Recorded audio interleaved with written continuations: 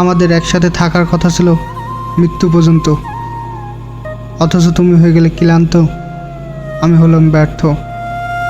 দুজনের মধ্যে বাড়ল দূরত্ব।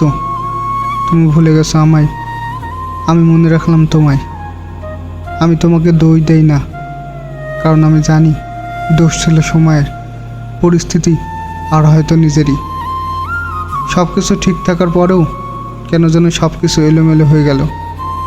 দোষ দেই নিজের ভাগ্যকে, যে ভাগ্য কখনোই আমার মনের কথা বুঝলো না। আমি চেয়েছিলাম শান্তি, ভালোবাসা আর একটুখানি সুখ, কিন্তু ভাগ্য আমাকে দিল না। ভাগ্য আমাকে দিল কষ্ট, অভিমান আর একাকিত্ব। আমি চেয়েছিলাম তোমাকে জীবনের অংশ বানাতে, কিন্তু ভাগ্য চাইলেও একা ফেলে দিতে। তোমার প্রতি কোনো অভিযোগ নেই, কারণ আমি জানি ভালোবাসা জোর করে হয় না, কিন্তু কষ্ট হয়। এভাবে যদি ভাগ্য সহায় হতো তাহলে জীবনটা অন্যরকম হতো। আজও নিজেকে প্রতিদিন প্রশ্ন করি, কোথায় ভুল করলাম, কিন্তু উত্তর পাই না। হয়তো ভুলটা ছিল আমার স্বপ্ন দেখার, হয়তো ভুল ছিল ভাগ্যের ওপর ভরসা করা।